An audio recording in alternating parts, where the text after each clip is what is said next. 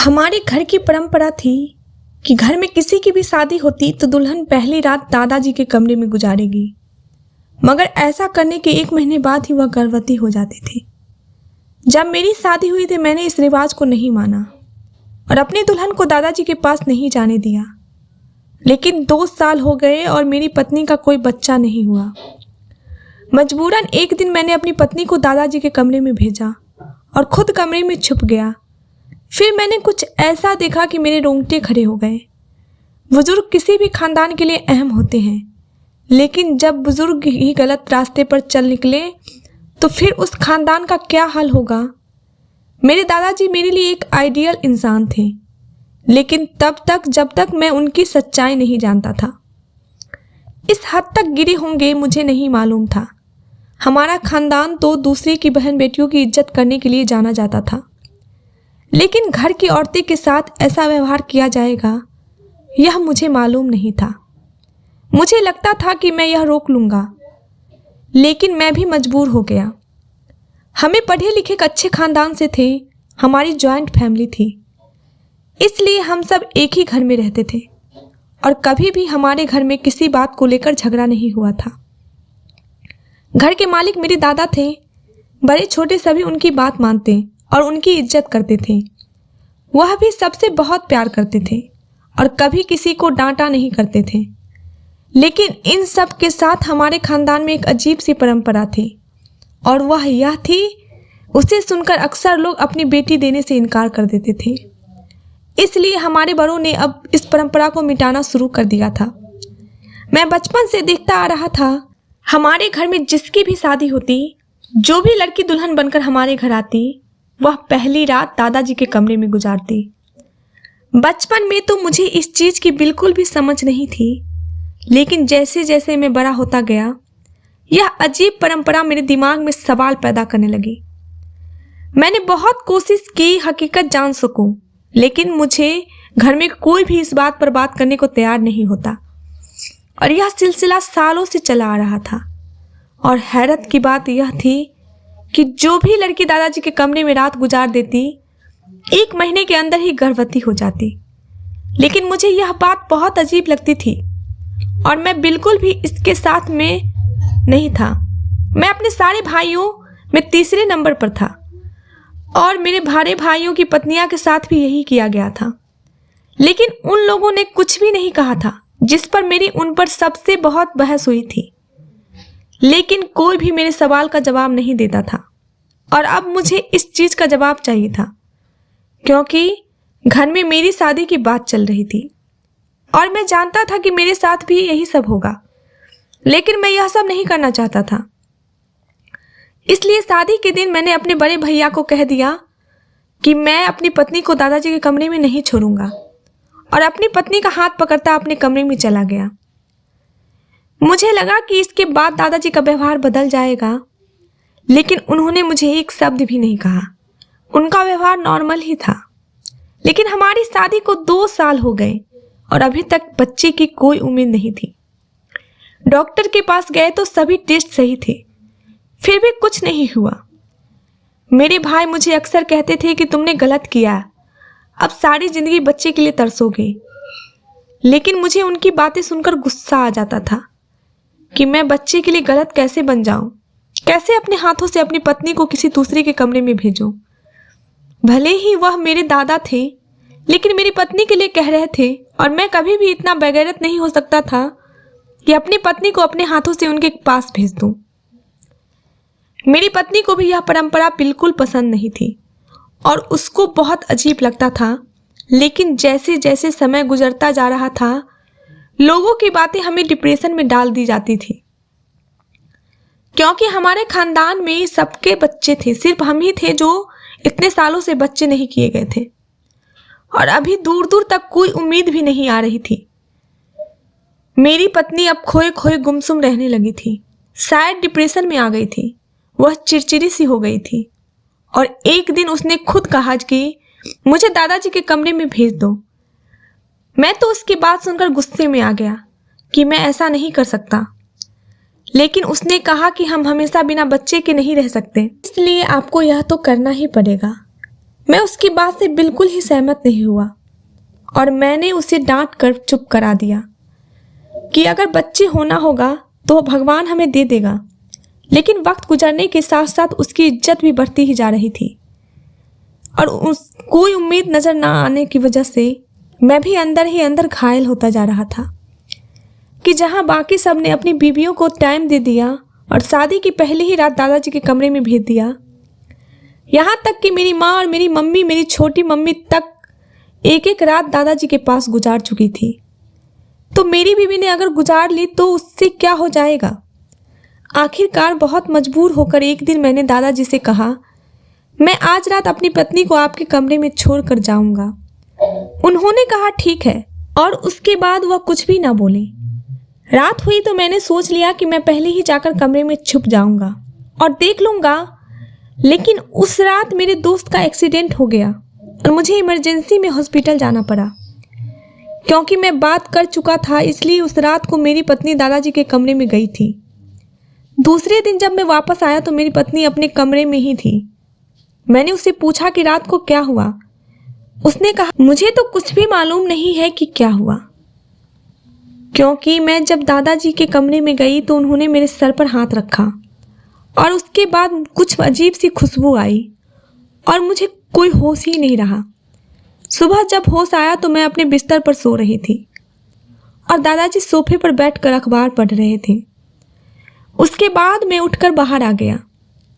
उसकी बात सुनकर मुझे अजीब सा महसूस हुआ था कि दादाजी को मेरी पत्नी को बेहोश करके क्या ज़रूरत थी, जबकि मैंने खुद अपनी खुशी से पत्नी को भेजा था। अब तो यह बात मुझे और गलत लगने लगी थी, लेकिन कोई भी कुछ बताने को तैयार नहीं था। मैंने दादाजी से भी सवाल किया, लेकिन उन्होंने कहा कि अभी वक्त नहीं है, इसका वक्त आया तो मैं इसका जवाब तुम्हें दे दूंगा। लेकिन अपनी पत्नी को खुश देखकर मैं भी चुप हो गया। फिर सच में 1 माह बाद मेरी पत्नी गर्भवती हो गई।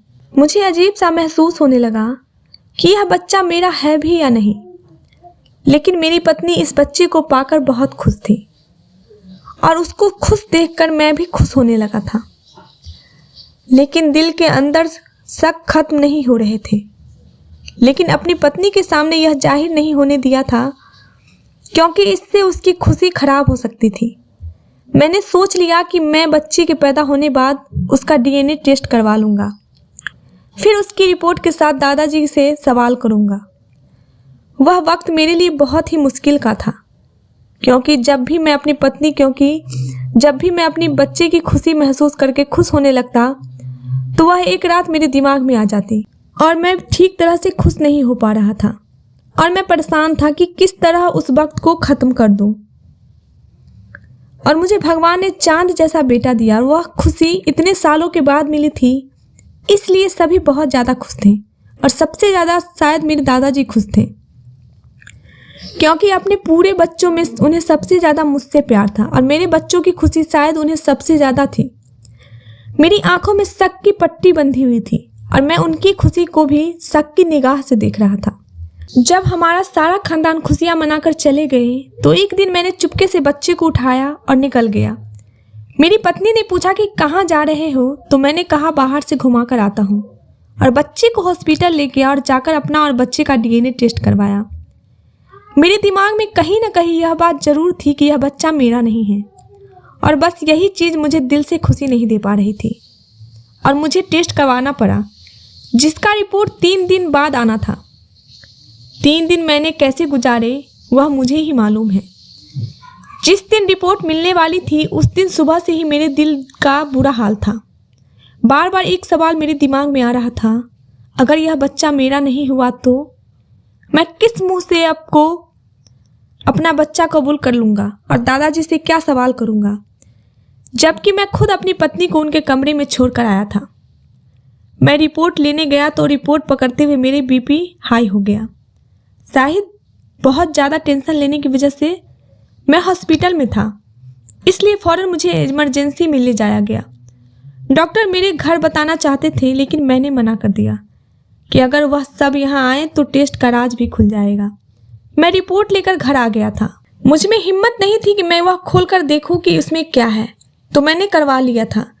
लेकिन अब खोलकर देखने की हिम्मत नहीं हो रही थी और खुद पर गुस्सा भी आ रहा था कि मैंने बाकी सब की तरह जो है जैसा है उसकी बुनियाद पर फैसला क्यों नहीं कर लिया।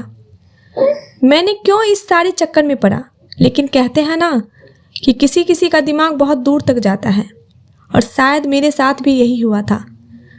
मैं वह रिपोर्ट लेकर घर तो आ गया था, लेकिन 3-4 घंटे गुजरने के बाद भी मैं अपने अंदर हिम्मत पैदा ना कर सका। मैं इस रिपोर्ट को खोल खोल कर देखा और आखिरकार मैंने उसे उठाकर अपने ऑफिस के टेबल पर रख दिया कि सुबह ऑफिस जाकर देख लूँगा। लेकिन शायद भगवान को मंजूर नहीं था कि मैं इस राज पर से पर्दा उठा सकूं। इसलिए 1-2 दिन काम में इतना बिजी था कि मेरा ध्यान रिपोर्ट की तरफ से हट गया, और जब मैंने दोबारा से रिपोर्ट को ढूंढा तो वह मुझे वहाँ पर नहीं मिला। शायद कागजात में कहीं आगे पीछे हो गए होंगे। मैंने पूरा ऑफिस छान मारा, लेकिन वह रिपोर्ट मुझे नहीं मिली। मुझे समझ आ गया कि भगवान भी नहीं चाहते कि मैं इस राज से पर्दा उठा दूं। इसलिए मैंने जो है जैसा है उसी बुनियाद पर अपने बच्चों को कबूल कर लूं। इस सिलसिले में 2 साल और गुजर गए और मेरी पत्नी एक बार फिर से गर्भवती हो गई। अब वही दोबारा मेरे दिमाग में घूमने लगा कि इस बार मैंने पत्नी को दादाजी के कमरे में भी नहीं भेजा था, तो फिर वह प्रेग्नेंट कैसे हो गई? और क्या मेरी पत्नी ने मेरे साथ धोखा किया है? वह खुद ही छुपकर दादाजी के कमरे में चली गई थी। लेकिन ऐसा हो ही नहीं सकता था। मेरी पत्नी बहुत अच्छी औरत थी, कभी कोई काम मुझसे बिना पूछे नहीं करती थी। एक बार फिर वही बात मेरे दिमाग में घूमने लगी। अब मेरा बेटा इतना बड़ा हो गया था कि मैं उसको दोबारा ले जाकर DNA टेस्ट करवा सकता था। इसलिए अपने बड़े बेटे को साथ लेकर हॉस्पिटल चला गया, और इस बार मैंने इमरजेंसी के तौर पर रिपोर्ट निकलवाई और वहीं खड़े खड़े रिपोर्ट देखी। और रिपोर्ट देखकर मुझे झटका लगा, क्योंकि रिपोर्ट पॉजिटिव थी। या नहीं, वह बच्चा मेरा ही था। मेरा दिमाग झटके खाने लगा कि अगर वह बच्चा मेरा ही था तो 2 साल तक क्यों नहीं हुआ, और सिर्फ एक दिन दादा के कमरे में रहने के बाद भगवान ने मुझे यह बच्चा दे दिया। लेकिन मेरा दिल टेंशन फ्री हो चुका था कि यह बच्चा मेरा ही है। इसलिए मैंने अपने आसपास ध्यान करना शुरू किया कि मेरे सारे भाइयों के 2-3 बच्चे हैं, लेकिन सबकी बीवियां ने सिर्फ एक रात दादाजी के कमरे में गुजारी है। इसका मतलब है कि जो मैं सोच रहा हूँ वह गलत है। अगर वह गलत है तो फिर दादाजी के कमरे में रात को जाना क्यों जरूरी है? वहाँ ऐसा क्या होता है कि दादाजी कमरे में दुल्हन को बेहोश कर देते हैं? यह रात जानना अब मेरे लिए बहुत ज़रूरी हो गया था, क्योंकि मेरा सबसे छोटा भाई जवान था और उसकी शादी के बारे में सोच रहा था, और अब उसकी पत्नी के साथ फिर वही सब होना था जो मैं नहीं चाहता था। इसलिए मुझे इस राज को जानना था, लेकिन कैसे, यह मुझे समझ नहीं आ रहा था, क्योंकि मैं जब भी इस बारे में सवाल करता था दादाजी चुप करवा देते थे और हमेशा एक ही बात कहते थे कि बेटा मुश्किल वक्त गुजर चुका है। और मैं उनकी बात सुनकर खामोश हो जाता कि शायद वह मेरे बच्चे के बारे में बात कर रहे हैं कि भगवान ने मुझे बेटा दे दिया था, लेकिन कभी समझ ना सका कि वह किसी मुश्किल वक्त की बात कर रहे हैं।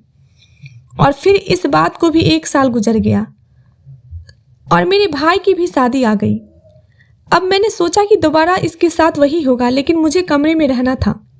मुझे मालूम करना था कि दादाजी पहली रात दुल्हन के साथ क्या करते हैं। इसलिए शादी के दिन मैंने बहाना किया कि मेरा एक दोस्त बीमार है और मुझे इमरजेंसी में वहां जाना पड़ेगा। जब सारी फैमिली बैठी हुई थी तो मैं उन सबके सामने उठा और बाहर निकल गया। सबने यही समझा कि मैं दोस्त की तरफ चला गया हूँ, लेकिन मैं पिछले दरवाजे से खिड़की के रास्ते दादाजी के कमरे में घुस गया। वह कमरे में नहीं थे, मैं उनके कमरे में छुप गया। अब मुझे इंतजार था कि कब दादाजी और नई दुल्हन कमरे में आएंगे। कुछ देर के बाद दादाजी कमरे में आए, लेकिन अभी दुल्हन नहीं आई थी और उसके आने तक मुझे धैर्य और शांति से इंतजार करना था, क्योंकि इतने सालों के राज के ऊपर से पर्दा उठने जा रहा था। मुझे बाहर से बहस की आवाज़ सुनाई आ रही थी। यह वही बहस है जो हर दुल्हन घर में आने के बाद करती है, क्योंकि शादी के दिन दुल्हन अपने दूल्हा के लिए सजाई होती है, और जब उसे पहली रात को किसी दूसरे आदमी के साथ जाने को कहा जाता है तो यकीनन उसके लिए बर्दाश्त से बाहर होता है। और यह ड्रामा मैं कई सालों से देखता आ रहा था, इसलिए खामोश हो गया था। और आखिरकार वही हुआ जो हम सबके साथ हुआ था, और थोड़ी देर के बाद ही दुल्हन कमरे में आ गई। दुल्हन जैसे ही कमरे में आई, दादाजी उठकर वॉशरूम चले गए। मुझे दुल्हन को देखकर उस पर तरस आ रहा था। वह घबराई हुई थी। थोड़ी देर बाद दादाजी बाहर आए और उन्होंने आकर दुल्हन के सर पर हाथ रखा और कहा कि बेटा घबराओ मत, कुछ नहीं होगा। और बात करने के साथ ही दादाजी जेब से हाथ निकाल दिए तो उसके हाथ में रुमाल था और उन्होंने वह उसकी नाक पर रख दिया। 1 मिनट के अंदर वह दुल्हन बेहोश हो गई। यहाँ तक तो मुझे पहले से मालूम था। मुझे इंतजार था कि अब दादाजी क्या करते हैं। उन्होंने दुल्हन को आराम से बिस्तर पर लिटाया और उसके ऊपर कंबल डाल दिया। उसके बाद जो मैंने देखा, उसने मेरे पाँव से नीचे जमीन निकाल दी। मैं सारी रात कमरे में बैठा रहा। बड़ी मुश्किल से वक्त निकला। सुबह के करीब जब दादाजी की आंख लगी तो मैं खामोशी से खिड़की के रास्ते बाहर निकल गया। लेकिन जो कुछ मैंने देखा उसके बाद दादाजी से सवाल करना तो बनता था। लेकिन मुझे यह डर था कि अगर मैंने दादाजी से सवाल किया, उन्हें मालूम हो जाएगा कि मुझे उनका राज मालूम हो गया है। लेकिन बार बार मैं सोचता हूँ ऐसी क्या बात थी कि दादाजी को यह सब करना पड़ा। और मैंने बहुत बार बातों में उनसे पूछने की बहुत कोशिश की, लेकिन हमेशा दादाजी बात टाल देते थे। लेकिन इस बार दुल्हन को 2 माह गुजरने के बाद ही बच्चे ना हुए। अब तो सब परेशान हो गए कि ऐसा क्यों हुआ। लेकिन सभी ने इंतजार किया कि भगवान की तरफ से देर हो सकती है। दादाजी ने कहा कि मुझे लगता है कि यह राज कोई और भी जान चुका है। सब एक दूसरे की तरफ देखने लगे। तो दादाजी ने कहा कि इस घर में कोई इंसान यह राज जान चुका है। अगर यह बात किसी और को मालूम न होती, अब तक बहू गर्भवती हो चुकी होती। यह सुनकर मुझे अजीब लगा। दादाजी को कैसे मालूम हो गया कि यह राज कोई दूसरा भी जान चुका है। लेकिन मैं खामोश रहा और मैंने बिल्कुल भी बात नहीं की। कुछ महीने गुजरे तो दादाजी बीमार रहने लगे। एक दिन उन्होंने हम सबको बुलाया और कहा कि मुझे सच बता दो कि तुम लोगों में से कौन इस राज को जान चुका है कि पहली रात दुल्हन मेरे कमरे में क्यों आती है, क्योंकि मुझे लगता है कि मैं ज़्यादा दिन तक नहीं जी सकूंगा। जो आदमी राज जान चुका है, मैं उससे कोई बात नहीं करना चाहता। मुझे लगा कि सवाल करने का यही वक्त है। मैंने कहा दादाजी जी मैं जानता हूँ। दादाजी ने कहा कि बाकी सब बाहर जाएं तो मेरे पास बैठो। मैंने सबके जाने के बाद दरवाज़ा बंद कर दिया। तो दादाजी ने पूछा कि सबसे पहले तो तुम मुझे यह बताओ कि तुम यह राज कैसे जानते हो। मैंने उनको सच्चाई बता दी कि मैंने छुपकर सब कुछ देखा है। उन्होंने कहा कि तुम इस राज को जान चुके हो तो अभी यह राज तुम्हारे पास एक अमानत है। तुम्हारे पापा, बड़े पापा, चाचा, भाइयों में से कोई भी इस राज को नहीं जानता है। तो मेरे मरने के बाद यह सब घर वाले को इकट्ठा करके बता देना, क्योंकि मैं जानता हूँ कि सबके दिलों में मेरे खिलाफ कुछ ना कुछ गलत मौजूद है। लेकिन मेरे मरने के बाद चाहता हूँ कि सबके दिल साफ हो जाए। मेरी तरफ से मैं कोई भी पाप अपने सर पर लेकर नहीं जाना चाहता। मैंने दादाजी से सीधा सीधा सवाल कर लिया कि सब क्या है, आप मुझे पूरी बात समझाइए ताकि मैं सबके सवालों के जवाब दे सकूं। उन्होंने कहा कि सबको यही लगता है कि मैं जो भी दुल्हन आती है उसके साथ पहली रात को कुछ गलत करता हूं, मगर ऐसा नहीं है। हकीकत यह है कि बहुत पहले मेरे परदादा के वक्त में जादू टोना और यह सारी चीज़ें होती बहुत ज़्यादा हुआ करती थी। हमारे खानदान में कोई औरत ब्याह कराती, उसे जादूगर ने जादू के जरिए से उसकी औलाद बांधी थी कि कभी भी इस खानदान में औलाद नहीं हो सकती। एक बुजुर्ग ने इस जादू का तोड़ दिया था और उन्होंने कहा था कि 7 नस्लों तक आपको यह काम करना ही पड़ेगा। और वह यह काम कि घर में बैठकर जो भी दुल्हन आएगी, उस घर का जो भी बड़ा होगा, वह उसको एक रात अपने पास रखेगा और वह कुछ मंत्र पढ़ेगा जो कि उस बुजुर्ग ने बताया था। और यह मंत्र किसी दूसरे आदमी को मालूम नहीं होना चाहिए। इसलिए जो भी दुल्हन होती थी उसे बेहोश कर दिया जाता था और मंत्र पढ़कर उसके शरीर के एक हिस्सों में काला धागा बांध दिया जाता था। यह काम 7 नस्लों तक चलता आ रहा था। मुझसे पहले मेरे दादाजी और इससे पहले उनके दादाजी यह सब किया करते थे। लेकिन अब तुम लोग 7 नस्ल हो। तुम लोगों के बाद यह काम नहीं करना पड़ेगा। तुमने अपनी पत्नी पर यह काम नहीं करवाया था, इसलिए जादू का असर वहाँ पर था और तुम्हारा बच्चा नहीं हो रहा था। मैंने तुम्हारी पत्नी के साथ भी यही किया था और इसलिए तुम लोगों को बच्चा हो गया। यह राज कोई भी नहीं जानता है। मैंने आज तक अपनी किसी दुल्हन को हाथ नहीं लगाया। वह मेरे घर की इज्जत है। मेरे मरने के बाद मेरा यह सच सबको बता देना कि सबके दिल से शक खत्म हो जाए। मैं दादाजी की बात सुनकर खामोश रह गया और मैंने दादाजी से वादा किया कि उनका राज उनके मरने के बाद सबको बता दूंगा। और दादाजी के मरने के बाद अगले ही दिन मैंने सबको एक साथ बैठाकर वो राज सबको बता दिया और जिसके दिल में जो शक था उन सब के सब खत्म हो गए थे। दादाजी के कमरे से सारी जड़ी बूटी निकालकर बहते हुए पानी में बहा दिया। इस तरह 7 नस्लें पहले होने वाले एक जादू से हम सबकी जान छूट गई। दोस्तों, उम्मीद करती हूँ आपको हमारी कहानी पसंद आई होगी। कहानी पसंद आई है तो वीडियो को लाइक करें, चैनल पर नए हैं तो चैनल को सब्सक्राइब करें और हाँ, नोटिफिकेशन बेल को जरूर दबाएं ताकि अगली अपडेट सबसे पहले आपको मिले। धन्यवाद दोस्तों।